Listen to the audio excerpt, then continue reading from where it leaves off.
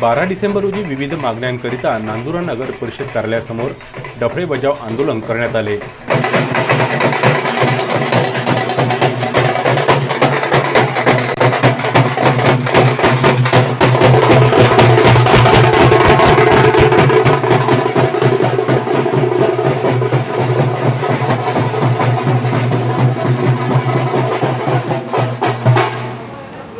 गांधी चौक भागातून या आंदोलनाला सुरुवात होऊन श्री छत्रपती शिवाजी महाराज चौक आणि देशभक्त सुभाषचंद्र बोस यांच्या पुतळ्याला हार अर्पण करून डफळे वाजवीत हे आंदोलनकर्ते नगर परिषद कार्यालयासमोर पोहोचले।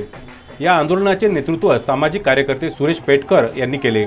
या आंदोलनात गजानन बोटुळे, संतोष जुनगडे, नागेश तांदळे, दिलीप वाकोडे, धमापल वाकोडे, पुंडलिक पाटील काळे, नितीन फंदाट, बबलू ताकवले, विनायक भातुरकर, मनीष वाने, दत्ता करंगले तसेच विनल मिरगे यांच्यासह शहरातील सर्व सामान्य नागरिक आणि सामाजिक कार्यकर्ते हजर होते।